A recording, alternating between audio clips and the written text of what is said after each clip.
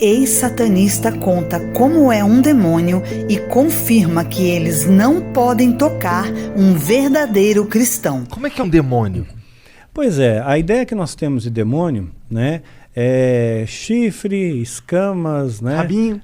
Rabo, fogo, né, saindo pelos exato, orifícios, né, o diabo todo vermelhão, né, saindo da sauna.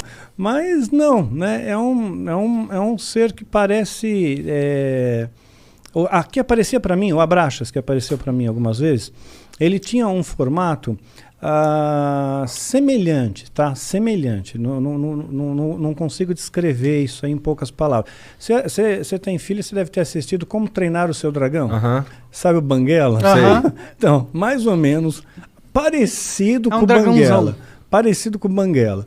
Mas tinha um olhar assim... Né? O olhar que pegava era um olhar muito profundo, era como se não tivesse olhos, era como se fosse um buraco, né?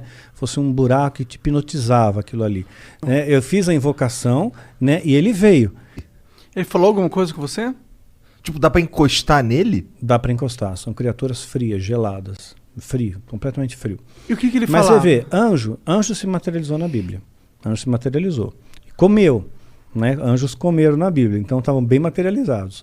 Né? Então, se demônios são anjos caídos, eles também podem se materializar, só que em circunstâncias ritualísticas. Por exemplo, um demônio não pode se materializar aqui. Né? Um anjo poderia, Deus poderia permitir que um anjo viesse aqui, mas um demônio não.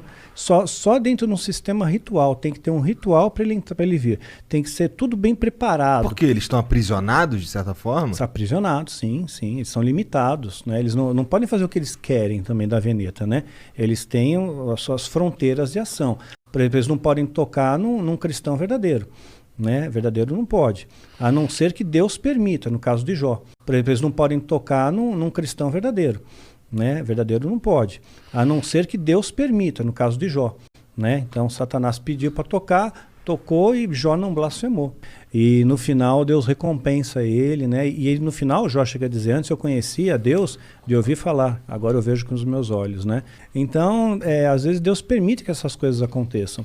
Então teve gente que já falou para mim, falou, Daniel, perdeu teu filho, perdeu tua esposa, isso aí foi rechaçado pelo satanismo.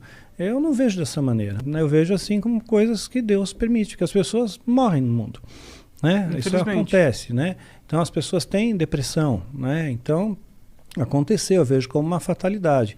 E mesmo se fosse no caso como Jó, né? Vamos supor que o demônio tivesse pedido permissão para Deus, olha, deixa eu tocar lá no Daniel, né? Porque vamos ver se realmente ele segura a onda, vamos ver se ele é cristão de verdade, vamos ver se ele não vai se rebelar contra Deus, né? Depois se eu tirar dele o que ele tem de mais precioso, né? Que era o meu filho, né? Principalmente, né? Então tirou. Aí eu nunca me rebelei, nunca questionei a Deus, nunca briguei com Deus, né? Eu sempre costumo fazer a oração que Jesus nos ensinou como modelo do Pai Nosso, né? E dentro dessa oração está escrito, olha Pai, seja feita a tua vontade, assim na terra como no céu. Né? E essa é a minha oração, seja feita a sua vontade, não é a minha, é a tua. Se a tua vontade é essa, que a minha esposa partisse naquele dia, no dia 30 de maio, pronto, é 30 de maio, é o dia que Deus escolheu. Né? Então eu descanso nele, ok? E tudo tem que ter um propósito, porque eu escapei da morte 2 vezes. Né? Então por 2 vezes escapei da morte. Assim que eu vi a morte de perto, né? Você sente o cheiro da morte de perto, né? E então, quer dizer, se eu não fui, é porque tem algum propósito aqui ainda, tem alguma coisa ainda para fazer aqui.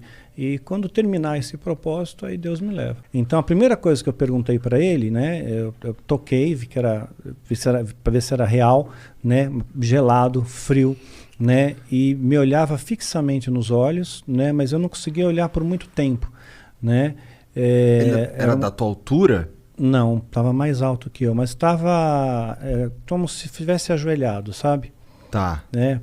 Como se estivesse ajoelhado, não, ajoelhado, sentado sobre os joelhos. Forte, braceletes que pareciam braceletes de ouro, era dourado.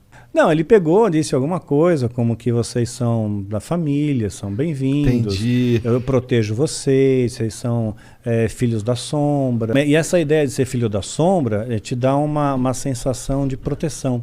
Porque quem está na sombra, imagina que você está na sombra, você está escondido. Você vê todo mundo que está na luz. mas quem está na luz não vê quem está na sombra. Então você está camuflado no mundo, né? Mas aí, sim. como que é essa conversão?